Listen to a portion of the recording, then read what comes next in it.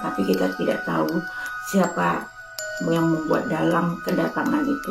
Kita juga tidak tahu. Mewaspadai diri kita harus banyak bersabar, jangan terpancing emosi, jangan ikut tantangan orang yang tidak berguna. Itu membuat diri kita yang hancur. Itu pesan Bunda untuk orang-orang kita. Mungkin hal apa yang kita hindarkan, Bun? Kita hindarin itu, kita jangan terlalu banyak berkumpul. Kalau kita banyak berkumpul, banyak omongan. Jadi akibat banyak omongan, timbul emosi. Jadi kita terpancing.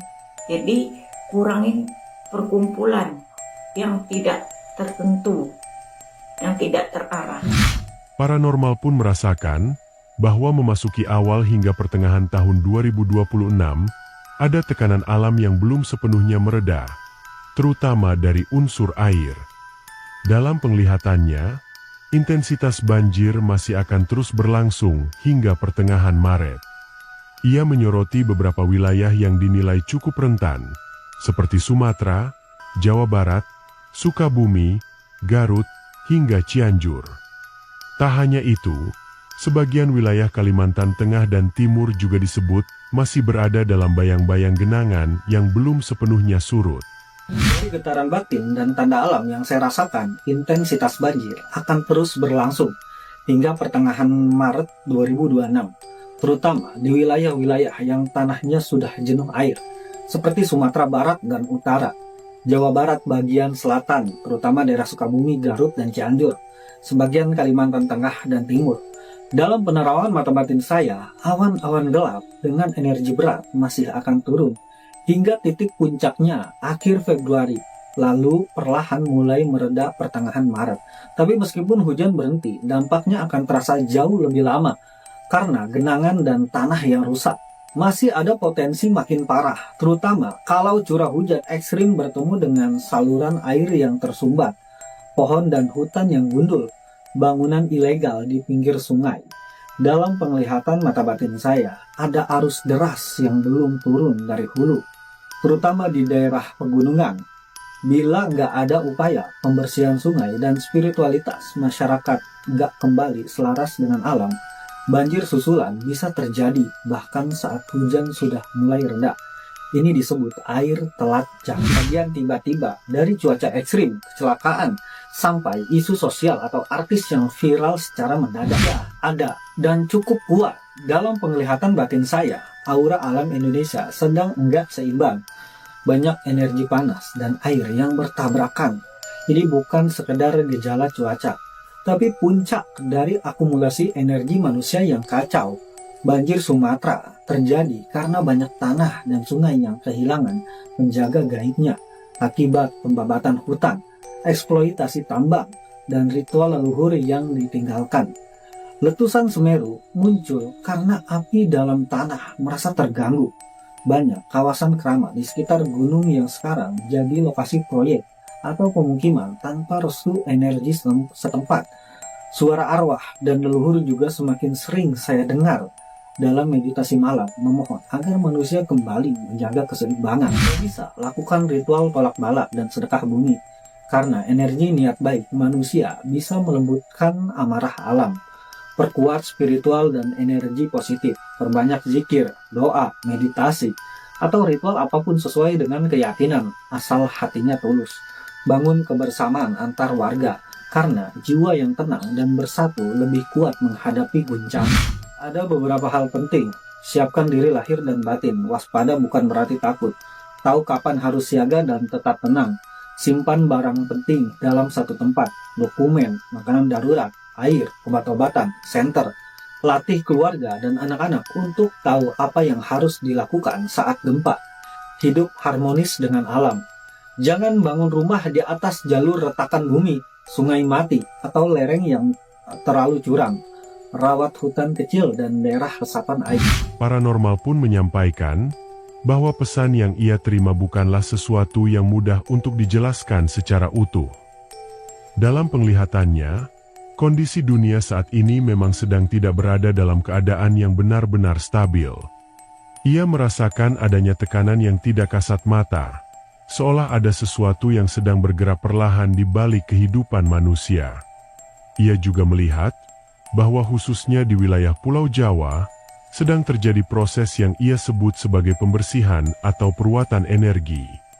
Menurutnya, hal ini bukanlah pertanda kehancuran, melainkan upaya untuk menata kembali keseimbangan yang mulai terganggu sejak beberapa waktu terakhir.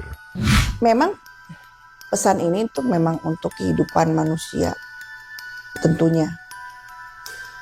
Jadi keadaan dunia memang sedang tidak baik-baik saja. Ya. Sebenarnya saya sejujurnya saya mau nyampaikan itu bingung bahasanya bagaimana. Gitu ya, karena kan bahasanya beliau kan aduh Masya Allah ya. Maaf ya kalau maksudnya saya menyampaikannya itu dengan versi saya. Ya, mohon maaf gitu kan. Dan ya menyampaikan dengan ya versi saya kayak begini gitu loh maksudnya, karena kalau bener-bener dengan versi beliau tuh aduh Masya Allah tabarakallah sulit gitu ya. Jadi kesimpulan-kesimpulan yang saya ambil gitu ya. Pertama memang kan beliau itu bercerita bahwa keadaan dunia itu sedang tidak baik-baik saja. Oke. Dan kedua, ada beberapa titik khususnya di daerah Pulau Jawa itu sedang ada pensucian atau diruat kembali tanah-tanahnya. Tapi demi untuk kebaikan kita juga manusia. Ya, bukan untuk kehancuran atau keburukan gitu atau niat untuk gimana tuh tidak gitu ya. Karena menghindari sesuatu bencana yang besar. Gitu loh. Jadi seperti selayaknya manusia perlu perawatan kembali, intinya kan membersihkan segala sesuatu hal yang buruk, energi buruk, serta penjagaan untuk kebaikan gitu kan. Nah itu yang terjadi. Itu adalah terjadi di Pulau Jawa. Memang sedang dilakukan ruat. Beliau bilang seperti itu.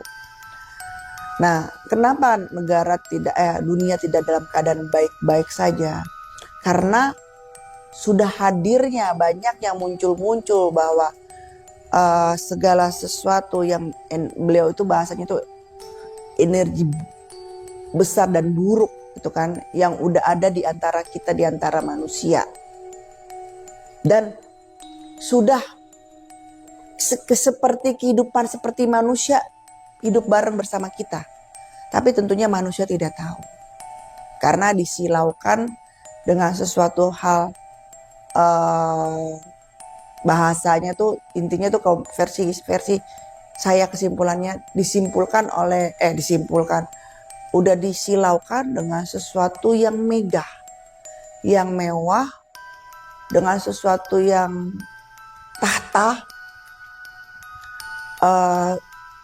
suatu hal mahkota, intinya seperti itu.